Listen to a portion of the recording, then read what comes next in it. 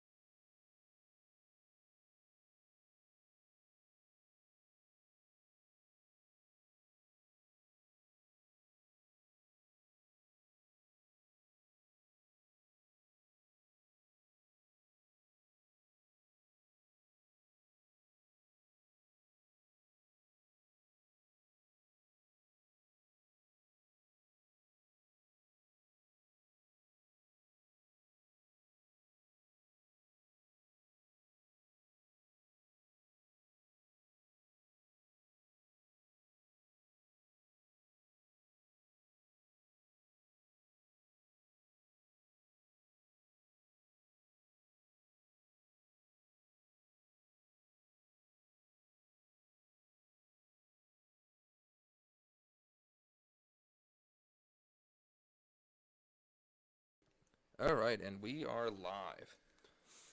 Welcome back to the We Valiant Few podcast, our first live episode. This is very interesting. Very interesting indeed, that's for sure. It's exciting. Yeah, so tonight's episode 19, it's on Airsoft. Yes, it is. But before we get into the show, as usual, we'll go around and see who's all here at the table. So we'll start with you, Slapshot. You already introduced me. So, yeah, Slapshot's here. I'm Blackbeard and I'm back. Blackbeard has returned. Blackbeard has returned. I was on a long excursion. Long excursion, you were kidnapped by the KWA. By the K. Yeah, well, okay. I killed a lot of them with my bare hands and crawled Kidnapped out by an alive. Airsoft company. I see how it is. Interesting. Oh, Crossfire, as you know. Shaggy's back from hella long ago. Shaggy's back for the microphone. Shitty microphone. And Raptor. Yeah, so there's our crew tonight. So as usual, we're gonna plug our Discord. It's a good way to get a hold of us, see when we're doing these shows, especially going forward doing live shows. You can get a hold of us on our Discord. We're promoting the live shows on our Instagram at Yes. We Valiant Few. You can find us here on YouTube. You can also find us on our website, WeValiantFew.com. And so if you like what we're doing, please share this to your friends, family, your family's friends, whatever. Your dog, yeah. Your friend's dog. And take into consideration again that this is a live show, our first live show, so there's gonna be a lot of ums and a lot of Yeah, there may be a bit of some of this. some. Yeah. But we're going to try to work through it, do our best. All that. It's real. It's just Yeah. real us. As if 19 episodes haven't given us enough practice of the ums and uhs. And the you-knows. Usually we're pretty good about it. Yeah. Some of us. Sometimes. Some of us are better than others. Sometimes. I just don't want to hear it. Right. You won't. So we'll get into our first segment as we always do, current events. I just had something really simple to add to this because I know we had talked about this earlier. CPAC was Sunday. Well, it was all like the weekend, and Trump went on Sunday and came out and said that he would specifically said he would not be creating a new party. So I know a lot of people were talking like, oh, they're gonna make the Patriot Party, or oh, they're gonna do this, they're gonna do that. Yeah, that's not gonna be the case. Which is good, because we don't need the Republican Party more fractured than it already is, because although we don't agree with everything the Republican Party says, it is the closest thing to what generally we all want. Like, me personally, I'm a constitutionalist. I'm mostly going to look into Republican stuff, because they generally protect the Constitution. I mean, they align best with it versus the other parties. I mean, also, and it's also a good thing because, like Raptor said, not having it divided more. I mean, that probably means whenever he goes to run in 2024, he's either going to run Republican or he's going to run along with somebody or support somebody. Yeah, I'll be interested to see if he runs again. I don't necessarily want him to run again. Yeah, I'd prefer if he didn't either. I'd like if we had some strong leadership, Yeah. but that's just me. Yeah. But we'll move on to your current event, Raptor. So I have earlier this week, I think Monday, Pelosi calls the sexual harassment allegations against Cuomo credible. I just thought that was a half decent point to make, since Cuomo has been basically being a hypocrite this whole time with the mask stuff and now this and all of that, as well as I had another thing. Earlier this week, Texas got rid of their mask mandates and still said that you could wear masks if you wanted to, which is obviously like the way it should be. It should be they're not mandated, but if you want to wear a mask, that's absolutely your right. But now we're getting all kinds of backlash from people like Beto O'Rourke and other people in that sphere that are basically just crapping on Texas, saying that everyone in Texas is going to die. They're siding with the virus. It's like complete ridiculousness, but regardless. Well, I mean, they could just wear them to keep warm at this point. Yeah, yeah. Since they had that crazy snowstorm and they had like 2 inches of snow and nobody could freaking exist. Yeah, and the freaking power companies decided, hey, we're just gonna not Shut give it it to off. some of you. We're just not gonna give it to some of you. You know And that the power? the people we do give it to, we're gonna hike that up to, what was it, $900 a megawatt instead of 50? Yeah, and then I'm fairly boy. certain there was some bills passed very quickly after that stuff kind of happened, because I know Dan Crenshaw talked a lot about that whenever it was going on. The man himself. I was listening to, what was it, Stuff They Don't Want You to Know, and they were explaining this whole thing. Shout out, by the way. That was exactly it. Is normally they had somebody that said normally his power bill was $125 a month, and at the end of the month his power bill was $3,000. Yeah, see that's definitely not cool. I don't know if they really expect them to pay that or if they were just price gouging, like on the ammo. That's interesting. It would make sense that they're price gouging, because I mean that's It's supply maybe they were demand. just trying to make a quick buck because they saw, I mean, never waste a good tragedy, and I guess snow in Texas is a tragedy. Well, I mean, supply and demand. I mean, there was a demand for power, so. Well, so it's not so much the snow itself is a tragedy. It's more so that they didn't prepare Yeah, for it. they don't have the infrastructure to do it like places in Well, there's three the power North. grids. the north do. There's 3 power grids in the United States. They're- They're very self-explanatory. I mean, there's The still Western power grid, the Eastern power grid, and the Texan power grid. Yeah, it's like part of Texas is the upper part of Texas is on the western, and there's a little bit on the northern. But yeah, so I think we pretty much covered all that. Slapshot, would you like to talk about your stuff? Yeah, I got a couple things. So the first thing I wanted to bring up was for those of you that do follow Ben Shapiro and what he brings to his podcast, there was a survey conducted actually by, I forget the guy's name. I'm not even going to take a stab at it, so don't quote me on that. But one of the people, I guess he works with, did a survey on people who vote left and lean left, and it was on a couple 100,000 Democrats, left-leaning people. The question was, how concerned are you, if at all, that the following are a problem for the country? So this was a very interesting survey result that I wanted to bring up with everybody. So of all of the possible top concerns for the country, the top one is Donald Trump supporters at 82%. Interesting.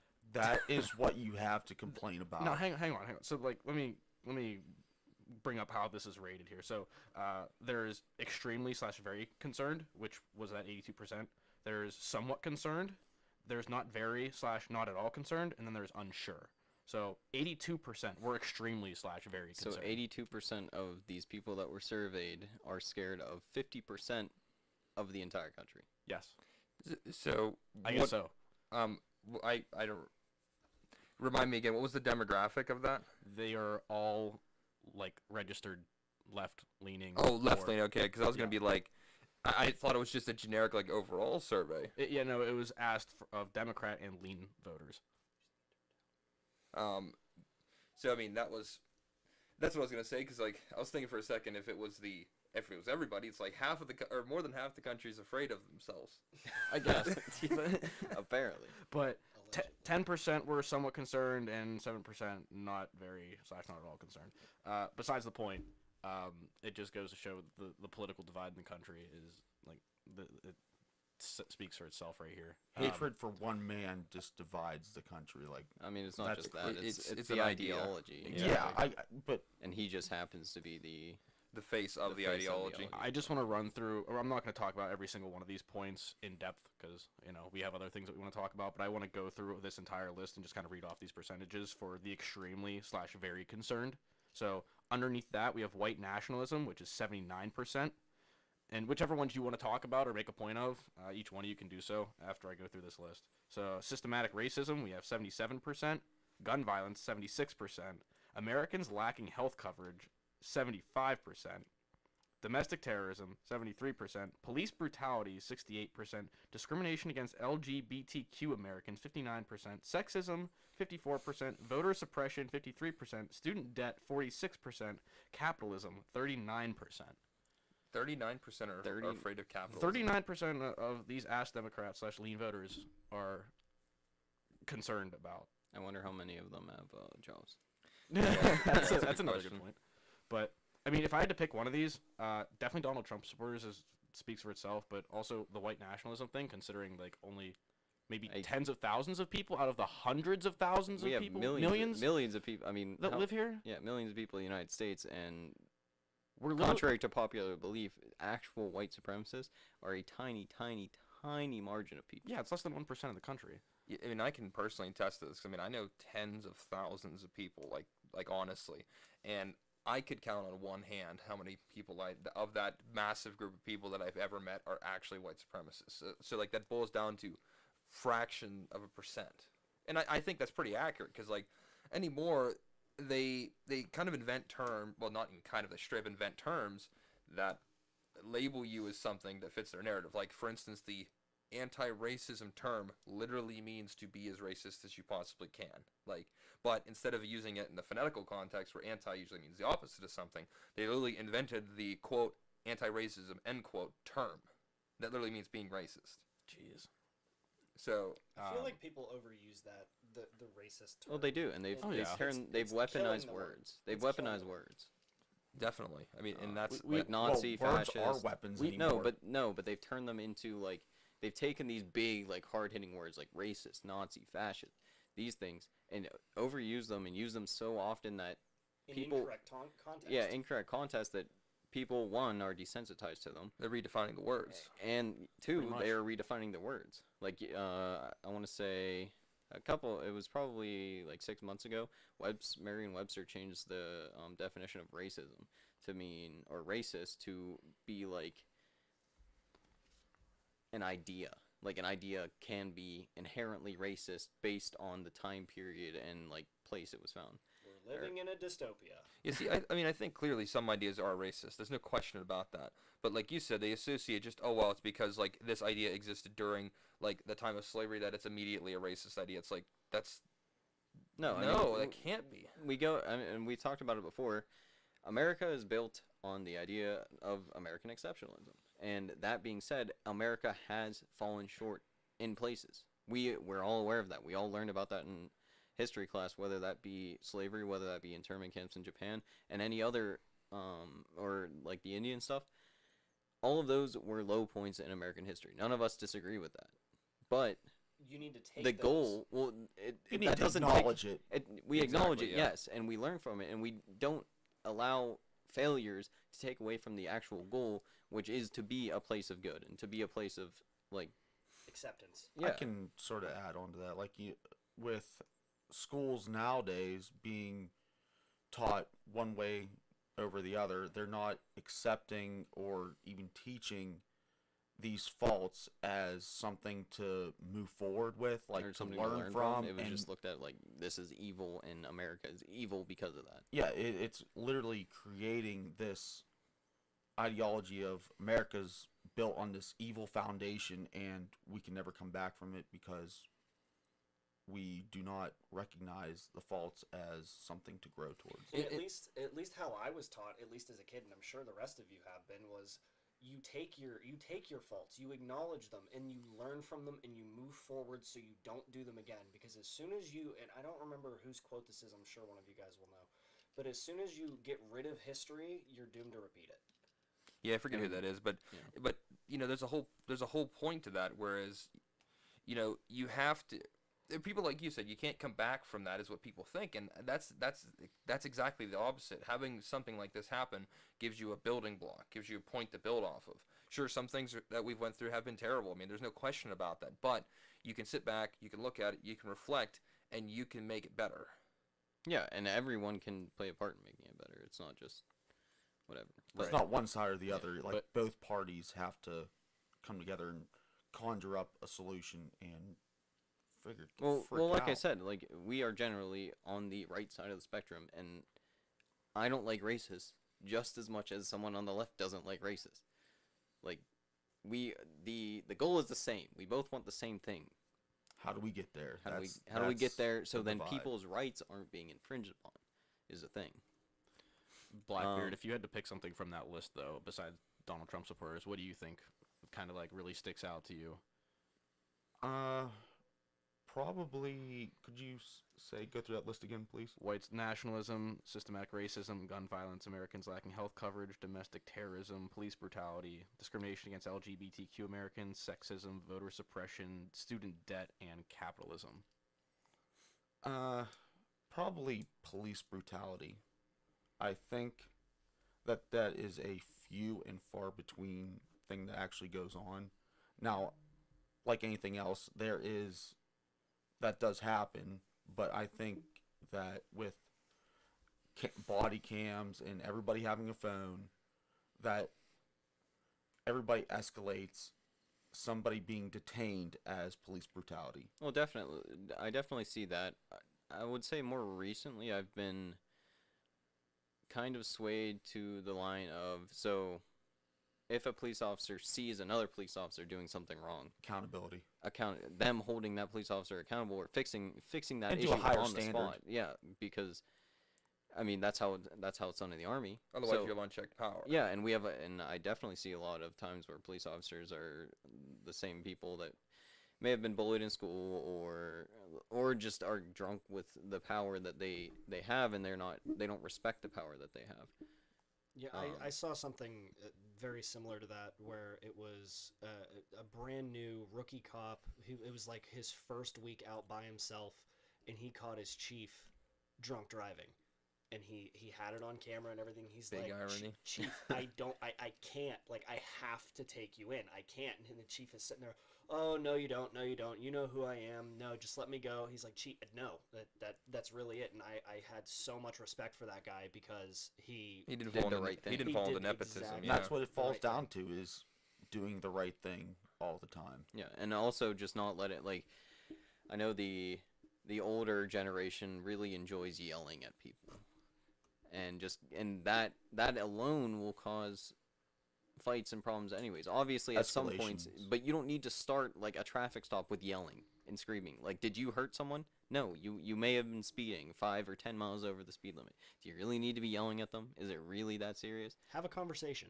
Or like have a conversation, or I mean, we're not cops, so I mean, obviously there's some leeway and some stuff, and we don't work in that profession, but in my experience from the military, a lot of people in my experience don't respond well to being yelled at.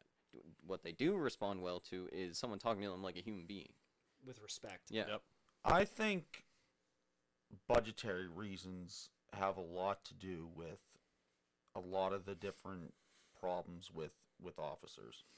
I wouldn't say that, because I think the budget thing differs between different precincts, of course, but I think a more broader term would be training. Training, Well, that's what I yeah. mean. Training and screening. It takes Screening, yeah. It takes a budget to get these guys into the proper training. Right. So everyone wants to defund the police officers, but if you funded them and you got them the proper training, a lot of this stuff would go down. Like, it would de-escalate, you know. Yeah, I mean, because just a lot of people, I think on Joe Rogan's podcast with Jocko, they talked about how much training police officers actually get, and it's maybe like an hour every like 6 months or something like that. Oh That's it. boy. Which is, I mean, besides their initial Academy training. but which is completely different from the military. Whereas the military, you're training, you have at least at a minimum sergeant's time training, which is on whatever day they pick, and that's at least like the whole day or half the day.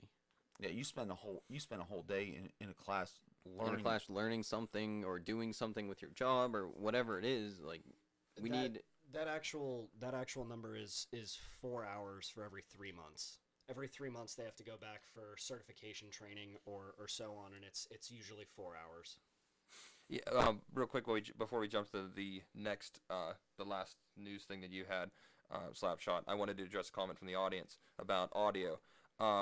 Shaggy is running on one of our backup microphones because we kind of have a full cast today. We kitted out all the regulars with new microphones. Like, again, you can hear the microphones are a lot different. They're a lot clearer. We've really upped our game with our amplifier setups and stuff.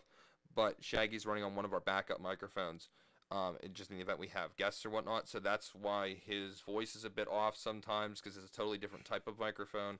And if you hear a little bit of a buzz in the background, that's from his microphone too, just because of the way that the setup is on that particular one. So, and yeah, just to let you guys know, this is all on. At this point, the stuff has been bought by one person, so we're not getting paid for anything. This is literally just something that we enjoy doing and want to put out information. So take that with a grain of salt. Obviously, as we get better and stuff, we'll be able to get better equipment. not to mention, again, first live show. We're kind of flying by the seat of our this pants is to our make sure first everything's thing. running right. Big apologies. Yeah, no problem. Okay, let's get on to the last of your current events, and I think you had one too, right? I had a short one. Let's finish up you first, and then we'll jump over to that, and then we'll actually get into the real The meat and topic. potatoes. The meat and potatoes, the main entree. Yeah, so Taters.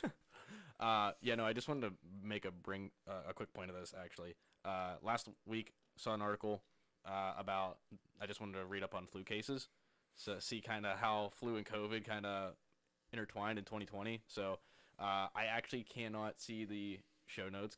Can you actually read off those two statistics that I wrote down in there? okay, you have 12,000 deaths in 2020, 22,000 deaths in 2019, and then the second one says last week in Kentucky there were 3 confirmed flu cases. The same week of last year there were already 17,000 confirmed cases. Huh? Would you look at that? That's really interesting. I feel like we all sort of seen this coming. Well, I mean, it's fairly obvious. Like, everyone's staying inside, everyone's blah blah blah, like doing that stuff. So obviously the flu cases are going to go down if people are not interacting as much. And I mean, they've closed bars, restaurants, freaking everything. So obviously people are not, like I said, interacting. So the transmission of it is going to go down. And then there are some people who think that, COVID is basically the flu or some version of the flu. So, I mean, there's something to be said about that. Where there could COVID is a flu virus, but Right. I mean, it's different. But at the same time, I don't want to jump on the whole like Q You don't wanna and jump- on yeah, stereotype. let's like, let's Right. jump on the demonetization train. yeah, Oh. it's just let's stick with the facts of Right. what is provided to us rather than Listen to the science. Right, but I wanted to make a point of saying, like, some of those COVID cases could have, they could have been flu cases that tested positive for COVID instead of the flu. Well, anything could happen. Or they of didn't get course. tested for the flu but got tested for COVID instead. So, I don't know. I mean, I definitely think there's there's something to be looked at and said about Yeah. Listen to the plan. it. No. Oh wait, guys, This is the way. Guess what today is? Oh, what is It's today? March 4th. Oh no. Oh no. Oh God, I didn't even realize that. Oh boy. But without going down that rabbit hole, Yeah. we'll hop onto your current event, Shaggy. All right, so mine also I got a lot of news this week from the stuff that they don't want you to know. Shout out. They were talking about in India the riots going on with their farmers. The Indian government passed a few laws through that would basically open it to be a free market instead of allowing their farmers to go through what they've normally gone through, where it was basically if you brought crop. You were set to be paid a certain amount, and in this new free market thing, they basically have to fend for themselves. And I think the average was each farmer owns 5 acres, and if somebody, it's vastly different than the United States. where That sounds big like corporations- communism with more steps. It is, but so they passed this through, and basically these small farmers that are taking up 80% of the population can't keep up with the 2 or 3 large corporations and can't sell at the lowest price, so they're screwing them out of all this. Well, see, that's why you have monopoly protection in the United States. It's something that specifically doesn't happen. I get monopolies are meant to, protect, or the monopoly and antitrust stuff is supposed to protect against if there's one large corporation. Yeah, But exactly. with a country the size of India that literally has 3 times the amount of people we have, if there's 3 large companies that are doing it, then I don't see any difference there. Exactly, and what I wanted to bring up about all of this is that these farmers are out protesting day in and day out, and they've been going onto social media to try and bring this news in. And I heard something on NPR about it as well. And they're actually the Indian government has tasked Twitter Oh, With silencing them. with silencing them. No, correct. Hey. But they're not completely silencing them. They're silencing them from each other, so they don't see that other people are feeling the same. So people in India can't see other people from India's That's so. tweets. freedom of information is subjective. Freedom of information, freedom of speech, like it's all. I saw the comment earlier in the live chat about the conversations of freedom of speech isn't possible anymore. And before I get into that, I just want to touch on the point where I want to try to figure out what's the best way to interact with comments as we get them, since we're doing live videos. I want to figure out where that goes. But Luke had made a comment about how you basically can't have freedom of speech anymore, which is absolutely insane. Just because the times are different doesn't change the fact that It was a quote unquote friend of his. yeah, but you can't. Just because the times have changed doesn't mean that anyone's opinion is any less. And the whole, so we've talked about this before, but the point of freedom of speech is not to protect the speech that everyone agrees with. Obviously, if everyone's agrees with the speech, then there's no problem. There's no questioning of it. What freedom of speech is actually designed to do is protect the speech that people don't agree with, simply because that prevents other people from silencing those other viewpoints. Because some of those other viewpoints may be very bad, like racism or stuff like that. But they are, because of how the free market of ideas basically works, is ideas are brought out, and then the market of ideas, which is us, Accepts or rejects it. Yep. accepts or rejects it. So therefore, that's how we have basically discovered right and wrong, or at least what has worked and what has not. I forget who said it, but it's like it goes something along the lines of if you are okay, or it's like if you agree with freedom of speech for yourself but not somebody you disagree with, then you're not really for freedom of speech. Yeah, absolutely. I think that's Like, just something like that. Quite honestly, and I've said this a billion times, and to touch on that point, I am 100% for these people to have the ability to talk about wanting communism. I absolutely do not want communism. I don't agree with basically anything that they say, but they still 100% should have that right to advocate for it. Well, and that's your opinion and their opinion, and you're allowed to have each other's opinions and talk it over. Any sentient species at all should have the ability to have a difference in opinion. Yeah. Otherwise, it's a hive mind. Yeah, you know, and it's just not good. Yeah, it's not good, and the echo chambers and stuff like that. Like, none of that is good. You But- need that information you need the discourse to find the Yin and real, yang. Exactly. Plus, We plus said once that. when the commies talk, it gives us something to make fun of. Yeah, and I'm sure they make fun of us. Yeah. Because we're capitalist pigs. Stupid capitalist But pigs. all this to the gulag. all this comes into the topic in our normal transition Yes. between things. Slapshot. Wake up! Okay, yeah. Where if you're at the point now where people are literally saying that freedom of speech isn't possible anymore, that's pretty dramatic. Yeah. I mean, I would say you're wrong. That's very totalitarianism. It's not even the right, but it's Totalitarianistic of also the middle of political viewed people like are afraid to share their viewpoints because they're afraid of being like shunned and being called a racist or whatever else there is to be Well, called. you got to think the people that are in the middle of the road, they're scared of being shunned by both sides. Because if you don't agree with one ideology or the other, then Where are you? It's like you're going to catch the backlash from both sides. you're on an island and there's two tsunamis, one on either side. You don't know Milk toast fence. Dig a hole, dig a hole, dig a hole. Yeah. Where do you go? Or what do you what do you do? And that goes into our transition of waking up and what can you do in your position as one person or as a group of friends like we are here. What can you do to better yourself, your community, and stuff like that? Do what you think is right. You don't have to. You don't have to side with us. Yeah. Do what you think. We're just you trying are to your give own you person. We're just trying to give you tools. So our tool for today is utilizing Airsoft. Yeah, so this was really brought on and what we not only what we use it for, but what inspired us to talk about this with others was because of the I mean, I don't know if anybody's noticed it or not, but the kind of dramatic increase in ammunition costs, Yeah. which hinder the ability to do proper training with, you know, your team. I mean, you can dry fire and do stuff like that, but it kind of loses the luster and doesn't quite get it across. So you can, instead of spending, $1 a round on ammunition, if you can find it even, Yeah. now you can buy little plastic pellets and That are basically free. that are And you can do the same training and more. And you can reuse them too. That's no, you not can't. recommended. Not recommended. But just to spell it across, like even before we get into it, we're not talking about like the cringy airsoft that you see, like the little kids and stuff like that play. We're actually, as the script says, the little kids game.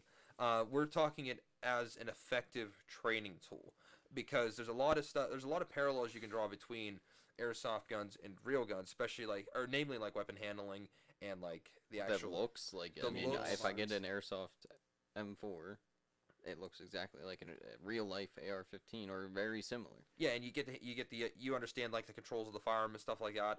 I know when we were younger, it helped us with learning firearm safety. I mean, that's what we're looking at it for is an alternative to actually doing training with real firearms. Again, mostly brought on because of the cost where we're at now. An alternative, and I wouldn't say a complete alternative because obviously you need range time, but a definite good supplement that also allows you to train a whole lot of other things that you wouldn't necessarily be able to train with your real firearms. Like target acquisition, not acquisition. Well, you can use force on force. Yeah, well, Yeah, that's where I was we're gonna get into all that. So first of all, we want to go through each of our individual backgrounds with Airsoft, and we can start with Slapshot.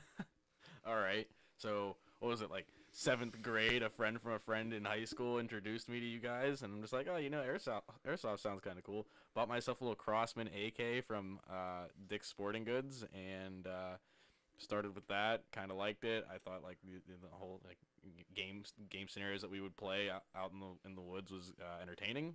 So I mean, kind of started with that and cheapo gun.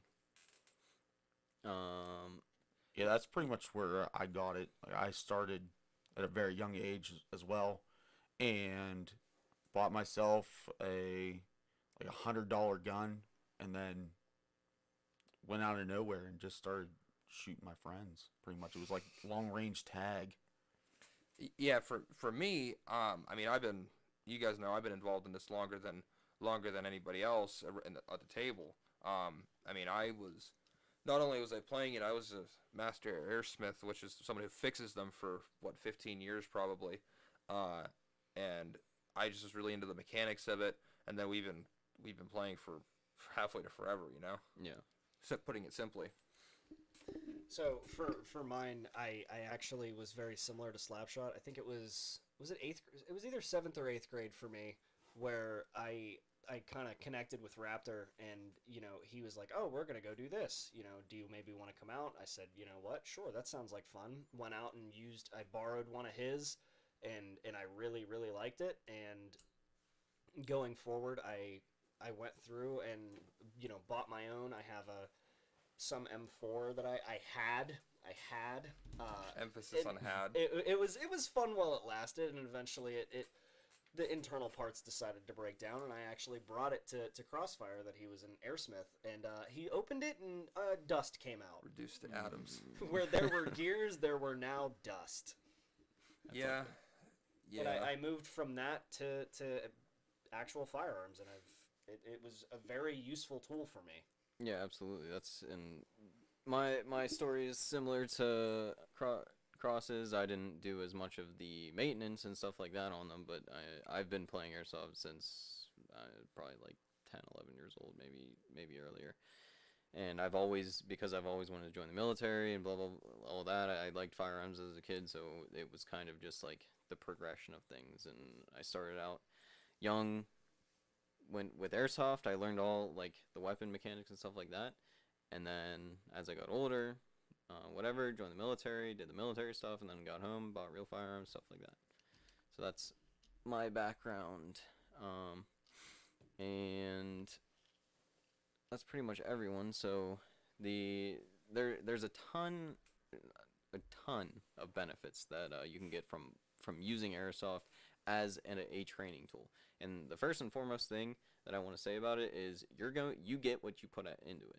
Absolutely. So if you treat it like a game and like something that not like just not taking it seriously or not looking at it as a toy or a game or whatever, you're gonna get out what a toy or a game is gonna give you. It's not Call of Duty. Treat it like a real firearm and actually treat it like training. This is scenario. Yeah, run it like a scenario. You're utilizing this stuff as a training tool for the end goal, which is real firearms and being more proficient, better, and stuff like that. Don't run and gun and 360 no scope your buddy. It's the same concept as real firearms. I mean, you can have fun, but like just keep that in the back of your mind. There's more leeway in it, of course, like compared to like actual firearms handling, but again, it's all in the mindset that you put in. Because if you go into like, oh yeah, like this is just a toy, It's just a kid's game. I'm gonna run, and then if I die, I die, and it doesn't matter. And you kind of have to value your one life that you run into the honor system. That's a really, really good way to say it. You have to value what you're doing with it. Absolutely. So getting into like some of the benefits and some of the return, I'd say return on investment of using it as a training tool.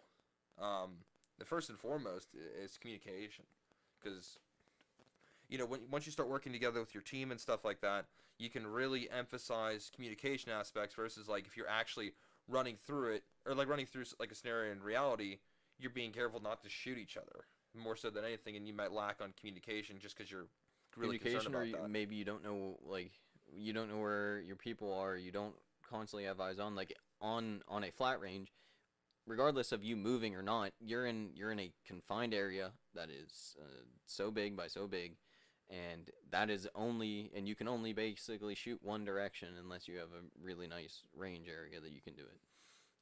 So with Airsoft, it allows you, not only does it open up the space or the directions in which you can shoot, but it also increases the number of people that are around, and the fact that you're shooting at moving targets. I mean, not that the accuracy so much matters, but you're working on target acquiring. It's the handling. Multiple targets, and you've got other people around you to talk to and stuff like that. And plus, airsoft guns are relatively similar to the weight of a real firearm as well. I mean, they're close enough. Right. It's not like you're holding a foam gun or you're something. You're not. Or Nerf gun. I mean, it's a bit more realistic for weight. And then like the controls and stuff are almost identical compared to some stuff, which is like the key thing. You learn the familiarization. You learn about the controls and stuff like that. So communication, the team dynamics that go with that. It's again going off what you said about it being a safe environment, because I mean, like we train indoors in an area with that where you don't have to worry about like, oh wow, I just shot right through the wall because that was a steel core. No, it just bounces off it bounces where we're at. It's like it's a special type of plaster. But the point is, that you can train in there without having to worry about anything else. And you can do realistic, yeah. You can do it realistic, like in that particular scenario area, we do room clearing, and with that, it gives you opportunity to have like real people in the room that are actively working against the team that's breaching, which is something totally different from you just setting up a fake course and running through it. There's a total real element, and you got to actually think about strategy, and it changes the dynamic of your training. It makes it way more realistic, even though, again, it's like the bullet dynamics aren't realistic, but that's not the point. But yeah, the effective utilizing the skills that you're training, like on the flat range, or utilizing these like the team stuff with room clearing and stuff. It's super. I mean, I would say there's not very many places that you can actually do live fire room clearing unless you have some acreage at your house to mess around on. I feel like the team dynamic and you with Airsoft really brings out who you really are in a team environment. Well, there's a totally different mindset, yeah.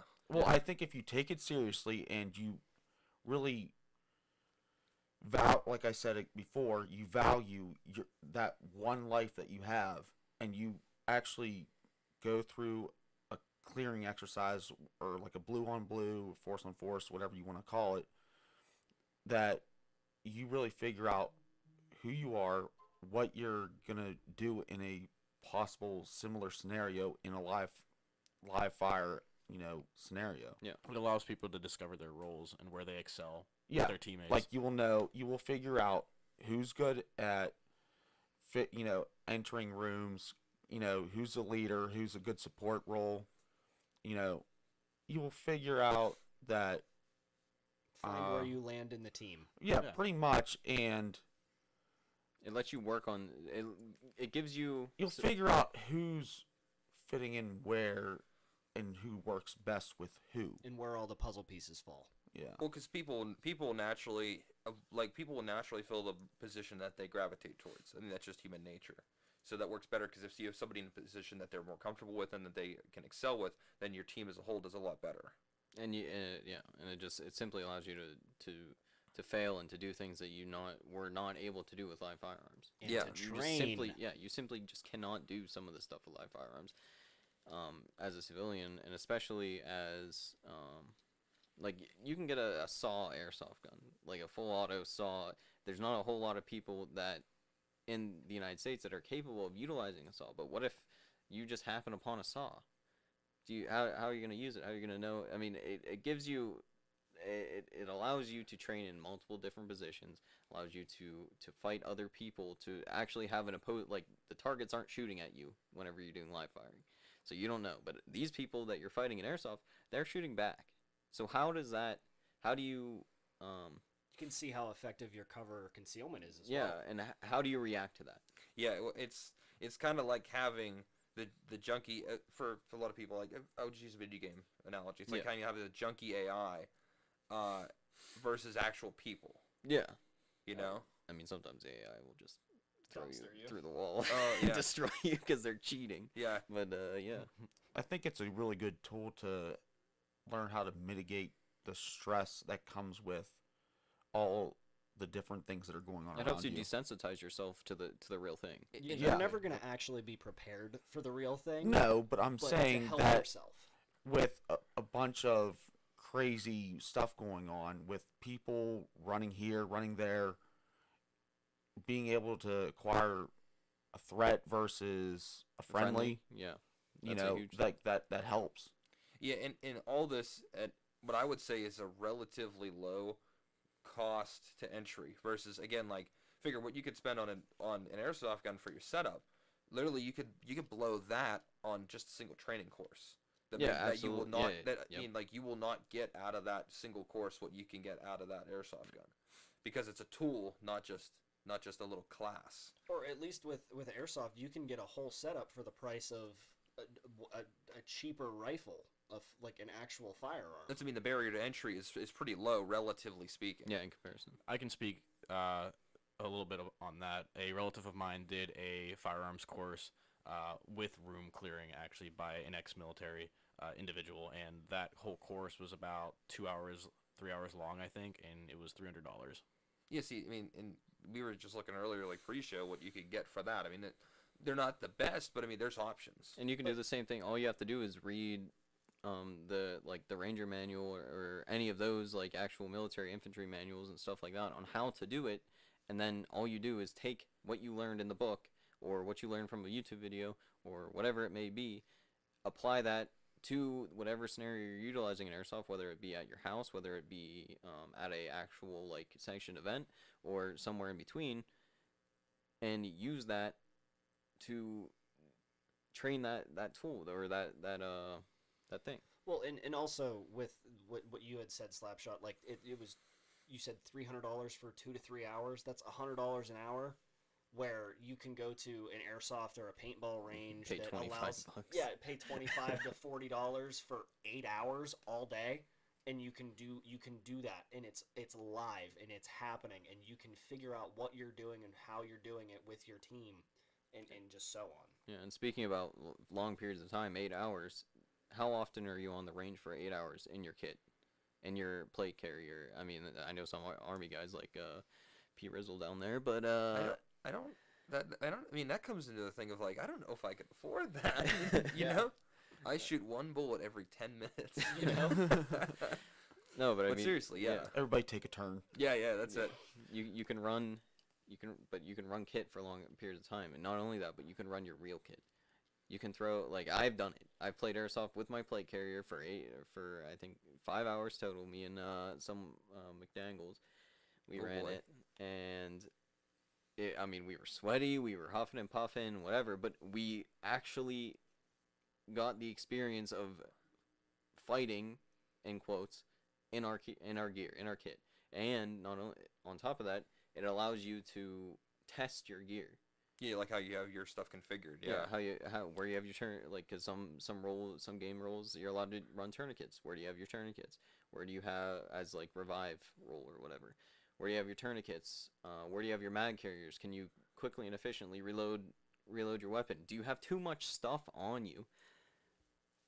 Yeah, and again, like you said, because you can, like a carrier, you can put in basically any configuration within the limits of, like, say it's Molly. You can any limits within the Molly, and like even ours are all pretty dramatically different. So you get to test and see if that's realistic. Be like, oh wow, these mag pouches are too far over. I can't quite get those if I'm in the middle of something. So it's a good way to test that versus like, oh boy, we're in the middle of an actual firefight and I can't reach my magazine, or like you said, a tourniquet. Or I put my med kit on my back.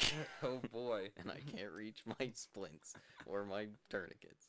But that is invaluable, I'd say, because I mean, literally when it comes to, Panther will attest to my. Okay, we can talk about it.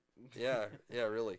And a question from the audience: are you guys rocking Banshee plate carriers? For the most part, yes. 100%. I am. I am not.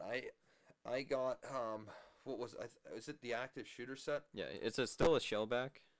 Yeah. But he has the active shooter kit. And that's just because when I bought it right in the middle of the first scare, because I was like, oh man, it was like super hard to get. Yeah, and that's when basically all of The them Wish were sold version.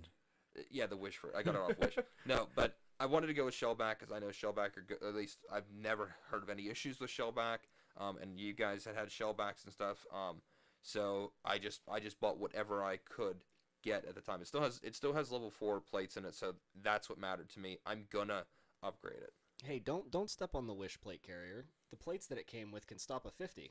I mean, that was One. the old ones. The Demolition Ranch did a newer video, and the new ones can't stop anything. Yeah, those were really cool. We'll just get a whole bunch of old tires and cut them and just stack them on your chest Or there. just fill it with tannerite. 3 Oh, meters whoa. wide. Yeah. Raptor, what plate carrier do you have? I have a Banshee too, but it's the older one. It's not the You newer have a Gen ones. 1. Yeah, Yeah, and I have the Banshee. Is it the Elite? the Banshee Elite, and I think he. I have the Banshee 2, the Gen Yeah. 2. And then I have the 3.0. Yeah, that's right. Yeah, I'm gonna be upgrading mine now, especially that the availability on that stuff's a lot higher. It's just a matter of when and whatever. yeah. Right now, I mean, you're fine. You've got the plates, you've got the carrier. I mean, if it were, I mean, it's not the best thing ever, but having something is better than having nothing. That's exactly why I went and bought that instead of being like, oh well, maybe I can wait for these other ones to come back in stock. I was like, I don't want to wait. especially that we were in the middle of like the riots and stuff. Yeah. Then I was like, I do not want to wait. I just want Now is the something. time. Now is something. I want something so that I have something. I think I paid like 20% more than I probably should have just because of that. The Because premium on it. that's when I bought mine was right before the riots. Yeah. I think with fully kitted out with everything that I could have put on that I wanted on my kit, I spent $3,200. Oh my goodness. Or no, $2,200. Excuse me. Okay, Yeah, that's that's a lot of scratch. $2,200. They're level 4 multi-hit plates. You ceramic. have the You have side plates too. the cummerbund Yeah. plates, right? Yes, and I have the side plates. Yeah. That's an answer for the audience. Yeah, I think you're the only one of us that has it because I think yours is. At does that your- point, no, I don't. I mean, so basically, you have to buy the side plate holders. That's what I say. Does yours have that or not? I can put them on. Yeah, no, they molly in. Yeah, to the they side. just molly onto the sides. Are Yeah, yours on the are inside. yours Molly? Or are they built in? No, they're Molly. They're Molly. Okay. Yeah. See, I do have Molly on the sides. I think that's pretty standard. Personally, like in the army and the IOTV or with stuff like that, like they give you side plates and stuff like that. They also give you like a neck guard. They give you like you look like freaking Terminator with the shoulder level 3 like soft armor and the thigh armor and the groin armor and all Yeah, that stuff. you're bomb squad at that point. Tarkov Gen 4 assault armor. Yeah, basically Tarkov Gen 4, the full thing, but awesome. nobody actually wears it. Nobody. What you wear for the most part is your front and back plates. Why? Because there is a benefit to mobility over being a juggernaut. And Yeah. honestly, the level 3 soft armor isn't really going to I protect. kind of noticed like the mobility with having side plates in, but there is like they are relatively slim, and it's not a ungodly. No, I'm not thing. saying that it's impossible. I'm just saying like how much do you value your protection over mobility, but you also like You have to Me- find a happy medium yeah, for sure. you can't It's a con- it's- completely get rid of protection. It's a cost benefit analysis in its simplest of terms. Yeah. It's cost benefit because like again like the slimness of those makes them so they're not really irritative as the audience It's just said, more but weight. there's more weight to it. So and I think a lot of people wearing just front and back. It thinks about like quote what is the biggest silhouette, and of course that is if you're standing straight on, versus if you're standing on your side. You know you have half the silhouette, where your arms mostly in the way and stuff. So I think it comes down to that. You also have to realize that the plate carrier doesn't protect your stomach for the most part, unless you've got like some weird Russian thing. But the plate drop carrier is plate. designed to simply protect your vital organs. So Yeah. you can get shot in the stomach, you can get shot in the arm. You can you're not invincible in a plate carrier. You're just as killable as anyone else, Yeah, but especially for headshots. But it protects your heart and your lungs. Yeah, that's what that the stuff, the yeah. front plates does. The The, very side vital plates, stuff. yeah, the side plates are smaller in comparison. They're honestly about the size of this. If That's about right. our boom mic thingy, Pop filter. our pop filter, if it was But square. I would imagine they're probably like maybe a 5.5 by 6 square, relatively. Yeah, Smaller than a piece of paper. Yeah. Yeah. I mean, but regardless, yeah. I think those would be good for like. I mean, it stops from the side, side maybe you get hit, shot yeah. here and it goes through you, but it's completely up to you. I won't say don't get them, because if you want more protection, then hey, get more protection. I don't personally run them because I mean, if I'm gonna get shot in the side, what are the chances that it hits that tiny square? What are the chances that I get hit in the actual strike face of the front plate? Again, because of silhouette, it's just more. It's just mechanically more likely. Yeah. But But again, as that the was- audience yeah. pointed out, there's also the addition to the Banshees that you can protect the lower abdominal. I have seen those. Yeah. That's I don't- something that I might actually look into. I don't think I can use that on mine. I'd have to check and see how it's mounted. If it might be. No. It may It's- work. Who knows? if it's the Velcro, it might fit well. It may. Yeah. I'd have to check. If you ask me, I'm wearing front and back plates and a helmet, and I'm going cowabunga. It is. And quad nods. Quad nods, yeah. And Raptor, to go on, Nods. of course, swing back onto the whole running with your kid in an airsoft scenario game. You really figure out where your physical fitness level is at. Yeah, that's a huge thing. That's like what I'd say. It's probably like One of the bigger things you get out of it. Yeah, really. And I think I think everybody that has the ability to get a kit and or a plate carrier to do so and To run with it. run with it around. all the time and never take it off I mean, 'cause in these scenarios. That's an extra 15 pounds of weight you're running. Not only around. that, Well- but you doubled your use out of it. Because first of all, now you're not only are you only wearing it on the range, but now you're wearing it to the gym and stuff like that. Like you get more use out of it than you would And the before, mo- which helps you justify the cost. Yeah, well, and the more Yeah. you wear it, the more you get used to it, accustomed yeah. to carrying that kind of a load around. So your cardio is going to go up, your strength is going to go up, and the Benefits. comfortability, Endurance. Yeah. the comfortability of the plate carrier will, Just getting used to having that. having that kind of load 20 on you. pounds on you or more. During the summer, Raptor and I actually did that a lot. It was summer and fall time, actually. We did that about 5 days a week for how many months did we do that? I honestly can't remember. So it was So off about and on, but it was Like roughly a 4-month period. yeah. Well, I know the 5 of us went out and we all went hiking in ours. All 5 of us. That was I mean, that I was a didn't real good time. Where it was, I didn't even have it in my bag. My bag was just heavy. Yeah. Yeah, I just Because- had me personally, I just had a heavy. You Yeah, had mine it was in in your my bag, bag. yeah. But regardless, we were all training with weight, training with our gear. We should probably go back into airsoft though. Yeah. We're getting on a bit of a tangent. Before we do, real quick though, I do want to get back into that though in the spring and see actually how well we run with our plate carriers again when it gets warmer. Sure thing. Yeah, for sure. I'd say like a couple points that could be hit up that we could hit up on is the start from the bottom, figure out things we already went through. The scenario stuff, because elaborating on more than just like room clearing and stuff like that, you could set up literally any scenario, within reason, of Yeah. course, for an airsoft game.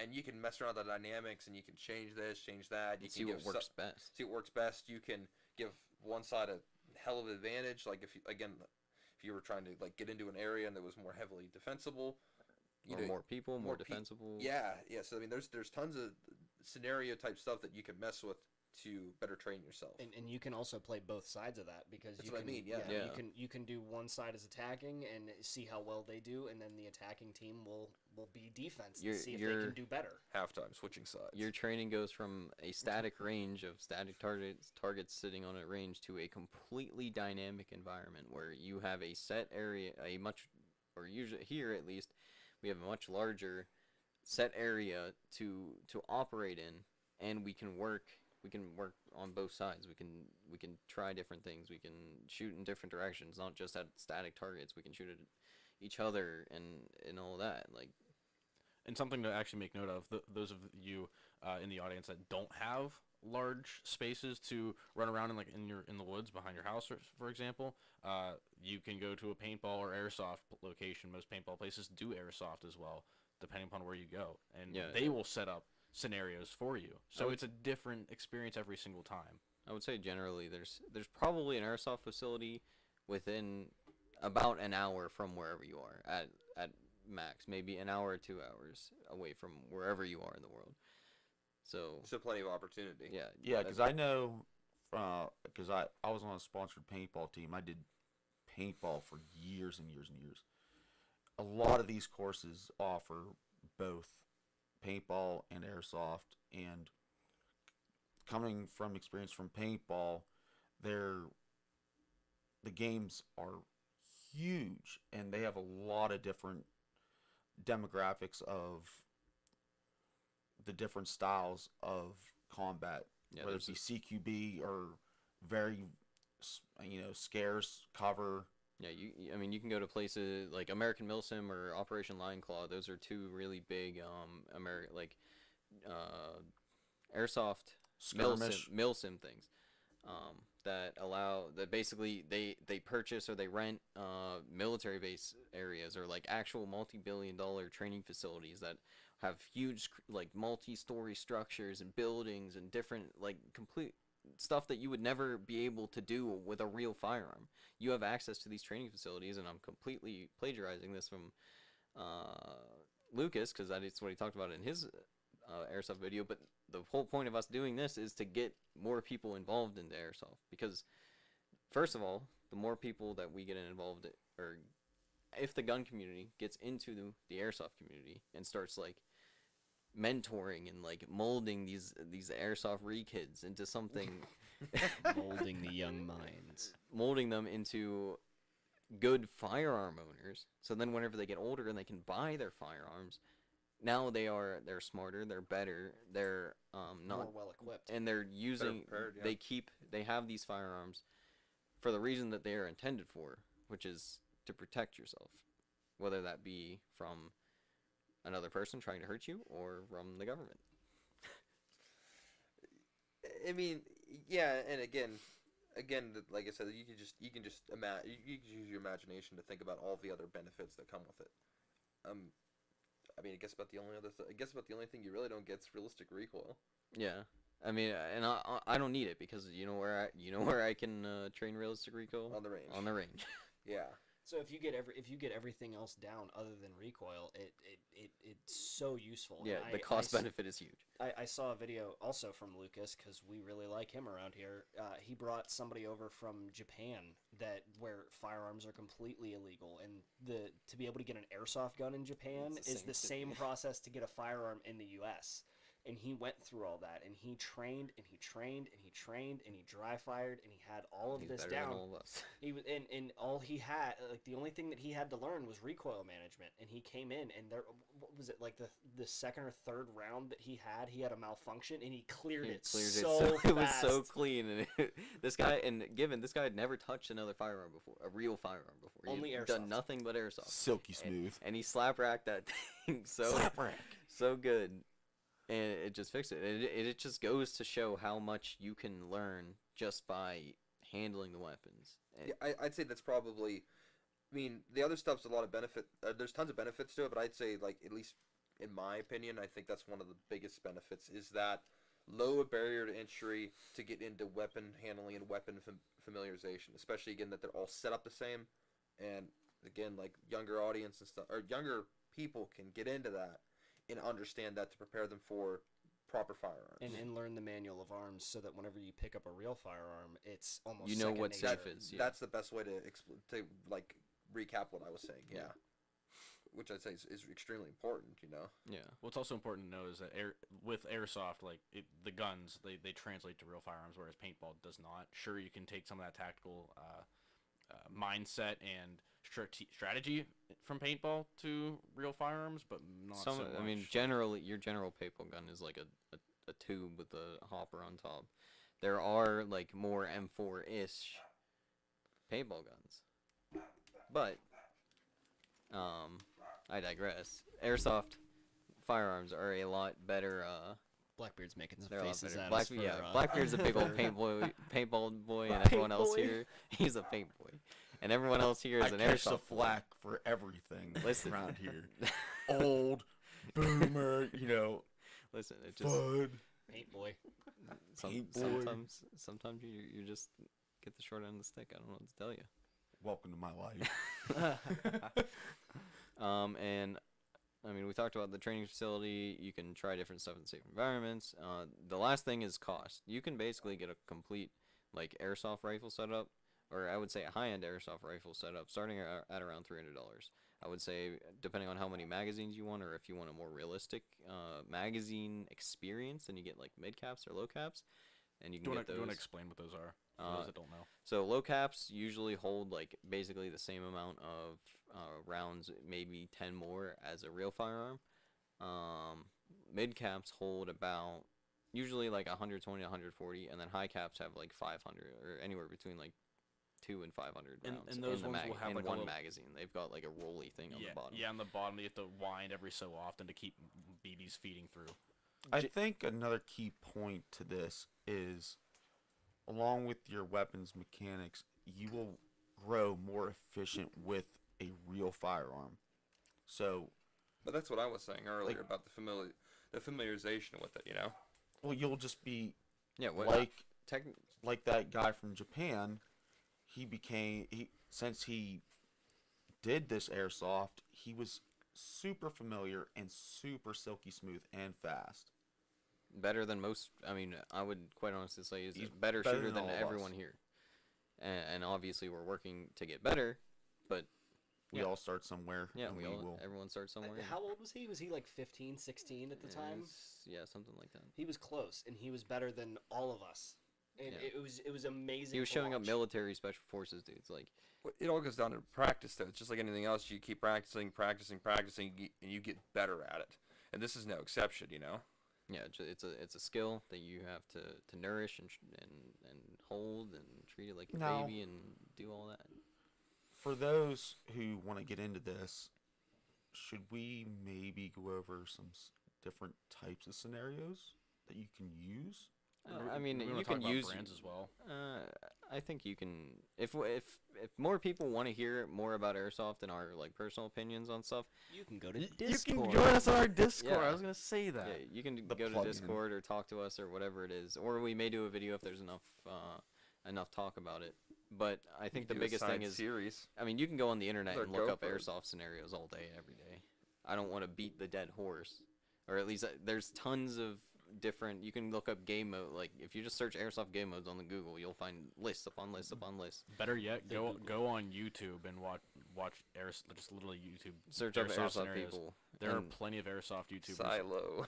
Silo. or Desert Fox. Or Yeah. Yep. a bunch of other Snipes. guys. Swamp Sniper. Swamps. Yeah, I would love to see fire like, and I think Lucas is doing this, but working firearm YouTubers like Grantham or Lucas or Warrior Poet Society working with these bigger branded airsoft people like Liku and like stuff like that. I want to see Tim Kennedy.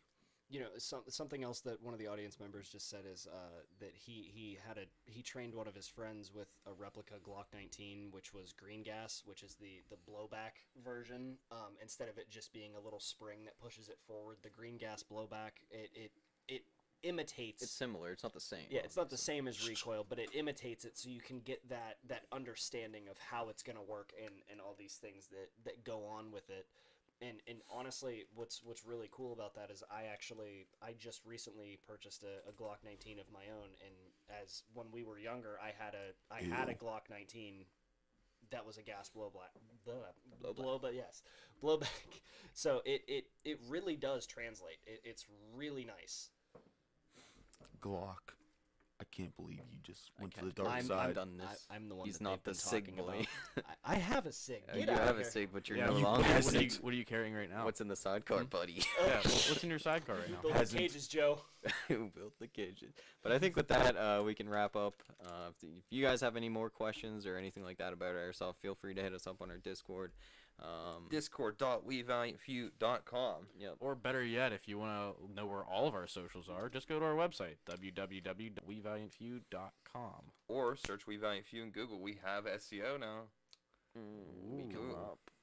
We are. And also on Instagram, because that's where I've been posting cool pictures of guns and things. Memes. And memes. You like the memes? And memes. You like funny? Thank you, Raptor. You're very good. You're very good at your job being the CMEO. I don't like of that title. I think Meme Lord. Chief Meme What Opera about, Officer. what if it was CMEMEO? What? Oh no. that'd be pretty See good. what you did there. I think I do more than make memes. Do you though? What is my purpose? You Pass make butter. memes. Memes. you pass butter. I need a purpose in life. I think Why it's are we fun. here? Just to meme. Yeah, but I think that's good. Hopefully we can get this off of YouTube and get it on Anchor. I think I know how. Oh, we'll figure it out. We'll figure- Oh, yeah. We'll figure that out. If I'm you're sure on the you can. tail end of this, yeah, you can. Obviously, you can. If you want to listen to our voices again for whatever reason, you can listen to them on Apple Podcasts or Spotify whenever we figure out how to get that up there. Or Hopefully. all other major podcast platforms. Yep. Yeah, but I mean, I think it's pretty much it. Thanks for those who tuned in for the live show. I think this is going to be the new format. We've changed some things around the studio that makes it a little bit more beneficial to do live shows on Thursdays Yes. rather than doing the uploads to YouTube on Saturdays. So I think this works a lot better for us. So And I think we're still trying to keep the podcast airing at 5 on Fridays. Fridays. Yes, because we can do this here, assuming we can get it off YouTube, which again, I think I know how to do that. Then we can take that and throw that back on to the podcast platforms for Fridays at 5. So that's staying. If anybody has any insight, you can hit us up on Discord and help us out. Yeah, seriously. Talk to us. Give us some constructive We, criticism. we've had some talk. we need Yeah, there's friends. We don't need friends. There's quite a few friends in here, and half of us just hate each other's guts. Paint boy. All right. Well, I think that's pretty much good to go. You guys have anything else to add? I Come don't. combative, I'm good. Shaggy. You're done. I think we're done. Shaggy, you good? Yes, sir. Slapshot. Stay valiant. Wake up and stay vigilant. Signing off. Stay vigilant. That's it. Stole my line. That's it. All right. We'll catch you guys next time. Thanks again. Yeet.